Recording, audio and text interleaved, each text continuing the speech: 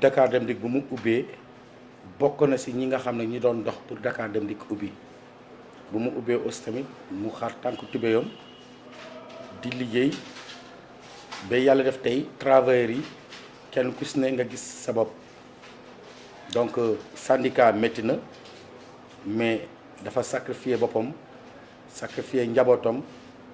pour population bi mais également les travailleurs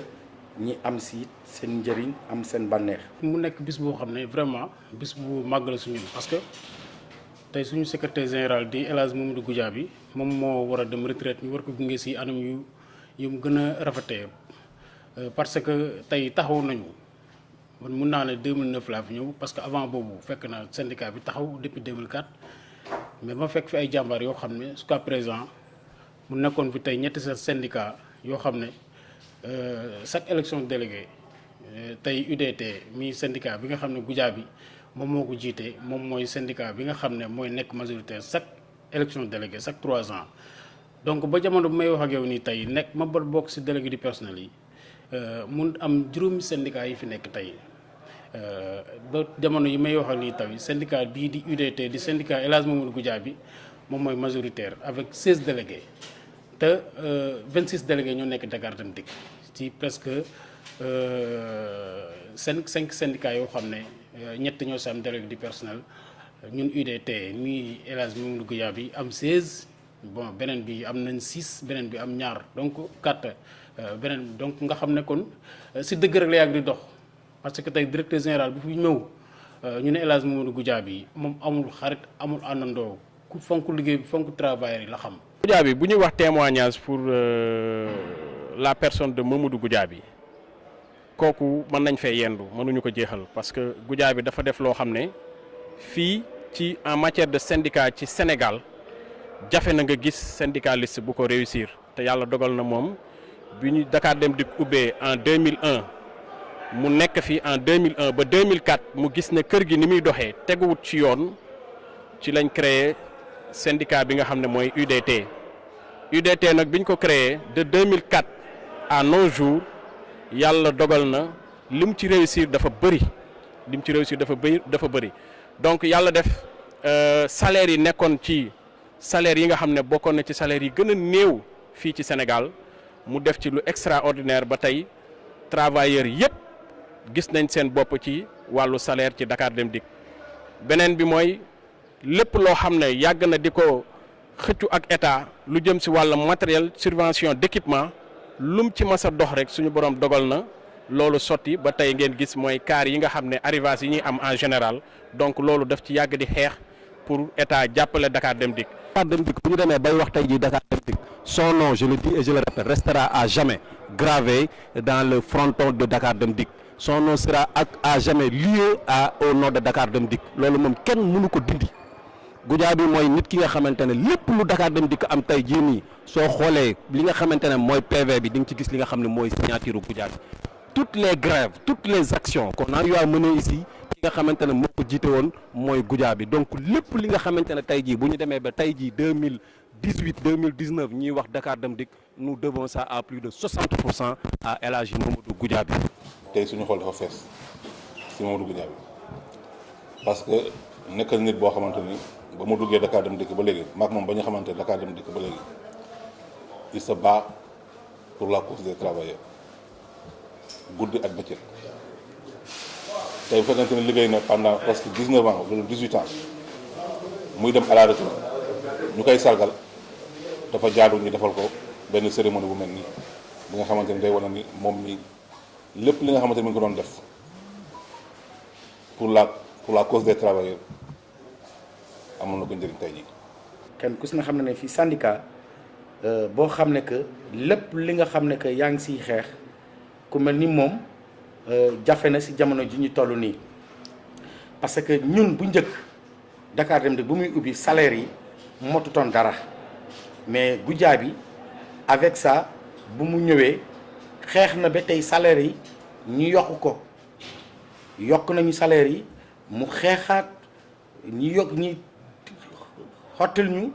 maanaam ay yére parce que xam nañ ne entreprise bu mel ni Dakar Dem Dikk entreprise bu mag moo lay jox yére pour nga sol pour nga mën a liggéey mooy wàllum tenue donc Goudiaby moo xeex loolu ba ñu am tenue yooyu en plus mu xeexaat encore pour ñu mën a jot li nga xam ne moom mooy suñu 44 heures yàlla dimbale nañu si biir loolu mu métti yoon trop mais macha allah am nañu suñu 44 heures ñu fay ko pour les travailleurs ñu am si. quatrième bi mu xeexaat encore pour kër gi si boppam mu mun a am titre foncier bàyyi parce que Dakar Dem Dikk bu njëkk dafa yaatu boo xoolee fii ba Kër Béthio si biir dëpp bi la bokkoon boo xoolee ba booy dem ba côté Elton bi yëpp si biir dëpp bi la bokkoon mais dañ état bu fi toog bu ne day dagg di maye wala day dagg di jëfandiku mais Goudiaby bu mu ñu ñëwee à 2005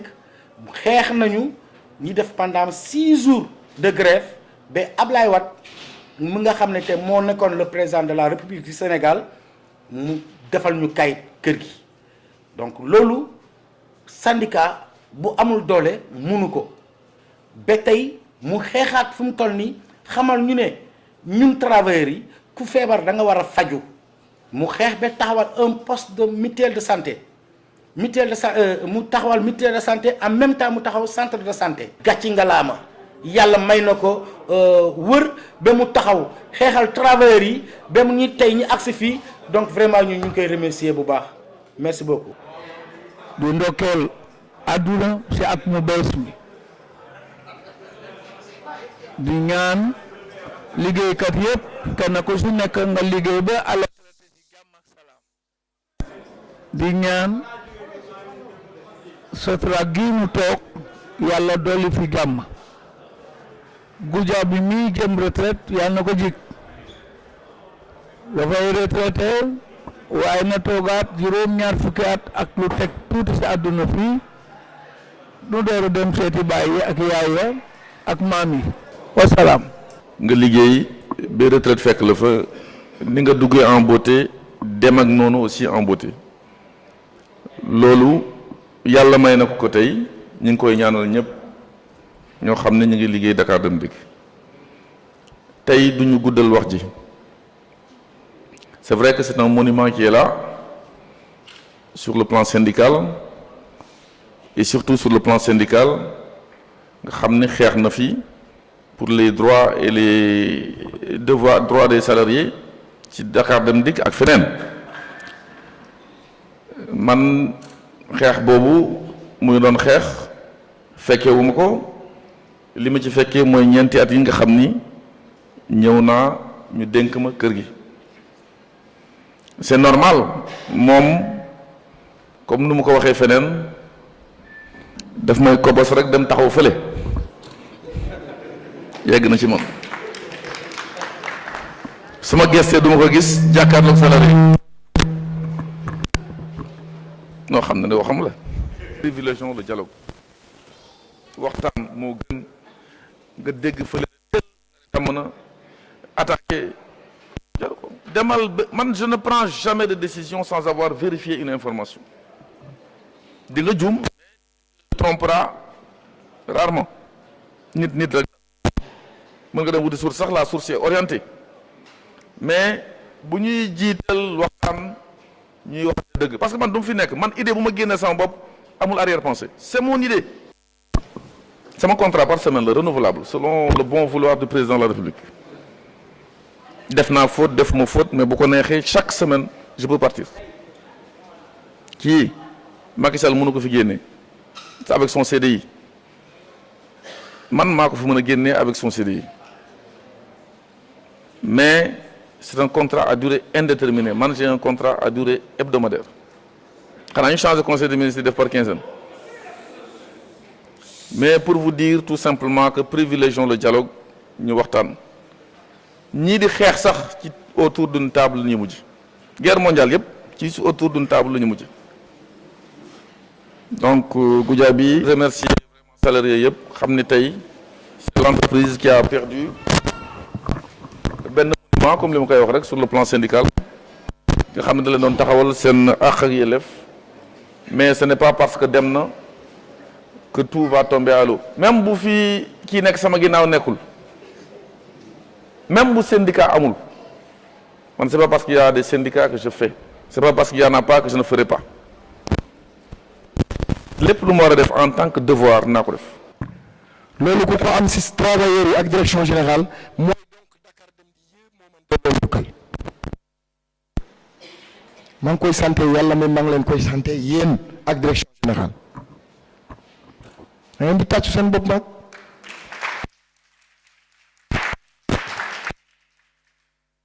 sama jaar-jaar duma fa dellu yéen a ko waxu seen bopp mais dafa am lu ma leen bëgg a dénk d'abord sama wàllu famille déjà ma famille est là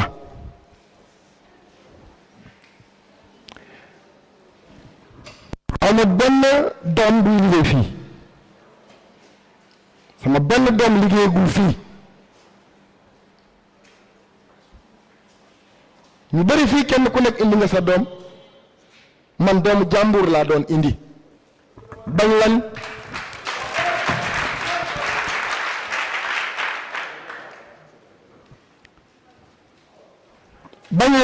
ñu ne raam ba muy raamal directeur général moo tax ñu may ko place parce que c'est Dakar Dem Dikk dafa métti kon j'ai sacrifié ma famille parce que tey cër bi kenn ku nekk am waxuma la ci diggante délégué yi nga xam ne ku nekk amoon na mais diggante directeur yi am na ñu cëre leen ne leen ak chef de service yi indil ma benn dossier ci wàllu yooyu ñu ngi lay sant di la gërëm parce que yow boole nga ñëpp mais man awma ba léegi moom xam na ko jël na samay nit benn jeex gisul benn bu jaabi mais tey déjà man maa ngi génne bureau bi laa génne de waaye sa bureau duma fa génne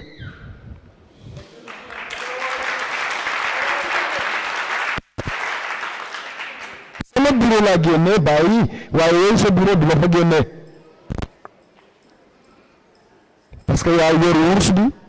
yaa yor càkk bu rafet bi nga xam ne su ko toogay ñëwtee ma ñëw nga bind benn per bu rafet jox ma waaw big baa nga ni bien fait rek